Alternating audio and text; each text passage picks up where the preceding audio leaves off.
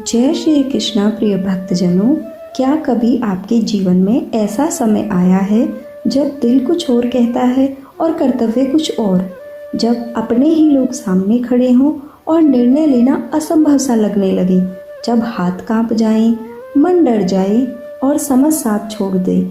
यही स्थिति थी महायोद्धा अर्जुन की और यहीं से शुरू होता है संसार का सबसे महान ज्ञान, गीता।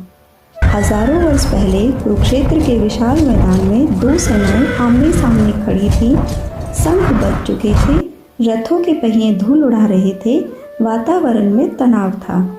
एक रथ के बीच खड़े थे महान धुरंधर अर्जुन, रथ के सारथी थे स्वयं श्री कृष्ण। अर्जुन ने जब सामने देखा तो उसके अपने ही लोग सामने खड़े थे, जिनमें गुरु, भाई, रिश्तेदार और मित्र थे। उनका हृदय भर आया, हाथ कांपने लगे, धनुष हाथ से ढीला पड़ गया। अर्जुन बोले, हे कृष्ण, मैं इन अपने लोगों पर बाण कैसे चलाऊं? यह युद्ध मुझे पाप जैसा लग रहा है। मुझे विजय नहीं चाहिए, राज्य नहीं चाहिए। यह केवल अर्जुन की उलझन नहीं थी, यह हर मनुष्य की उलझन है। जब कर्तव्य और भावनाएं टकराती हैं, तब श्री कृष्ण मुस्कुराए। उनका स्वर शांत था। उन्होंने कहा, अर्जुन, तू जिस बात पर शोक कर रहा है वह शोक करने के योग्य नहीं है। अर्जुन आश्चर्य से उन्हें देखने लगे। कृष्ण बोले, तू जिनको अपना मान रहा है वे केवल शरीर हैं। सच्चाई ये है कि हम सब आत्मा हैं। आत्मा न कभी जन्म लेती है, न कभी मरती है। यह न जल से भीगती है, न अग्नि से जलती है।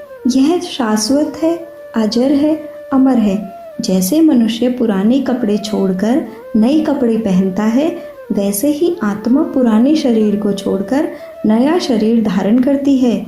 अर्जुन के मन में पहली बार शांति की हल्की सी किरण आई। कृष्ण बोले, मृत्यु से डरना अज्ञान है। जिसका जन्म हुआ है उसकी मृत्यु निश्चित है और मृत्यु के बाद पुनर्जन्म भी निश्चित है। फिर शोक किस बात का? अर्जुन, तू एक क्षत्रिय है, यह तेरा धर्म है। अन्याय के खिलाफ खड़ा होना, कर्तव्य से भागना अधर्म है। भावना में बहकर अपने कर्तव्य को छोड़ देना कमजोरी है। सच्चा वीर वही है जो कठिन समय में भी सही काम करे। हवा में धूल थी, पर अर्जुन के मन की धूल धीरे धीरे साफ हो रही थी। कृष्ण बोले, सुख और दुख, लाभ और हानि, जीत और हार, इन सबको समान समझकर अपना कर्म कर, यही योग है। अर्जुन ने पूछा, हे कृष्ण, मन बहुत चंचल है, डर अपने आप आ जाता है।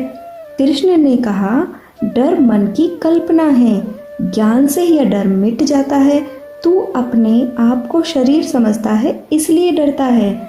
जब तू समझेगा कि तू आत्मा है, तब डर समाप्त हो जाएगा।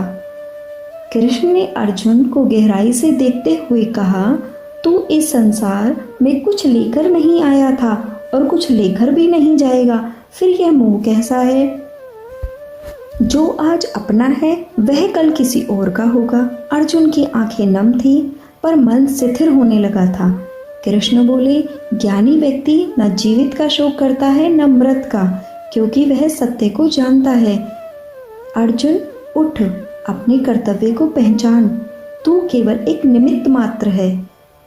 यह युद्ध केवल जमीन का नहीं, यह धर्म और अधर्म का युद्ध है। अर्जुन ने गहरी सांस ली। तब श्री कृष्ण ने अंतिम बात कही, जब मन भ्रमित हो जाए तो ज्ञान का सहारा लो। ज्ञान ही अंधकार को दूर करता है। अब अर्जुन का चेहरा पहले जैसा कमजोर नहीं था। उनके भीतर समझ का प्रकाश जल चुका था। हम शरीर नहीं, आत्मा हैं। मृत्यु से डरना अज्ञान है। भावना से ऊपर उठकर कर्तव्य करना ही धर्म है। सुख दुख में समान रहना ही योग है। और जब जीवन में उलझन आए तो ज्ञान का सहारा लो। यहीं से गीता का दिव्य ज्ञान प्रारंभ होता है। लेकिन अर्जुन का मन अभी भी पूरी तरह से शांत नहीं हुआ था। उसके मन में एक और बड़ा प्रश्न उठने वाला था। अगर आत्मा अमर है तो कर्म क्यों करे? और अगर कर्म करे तो बंधन से कैसे बचे?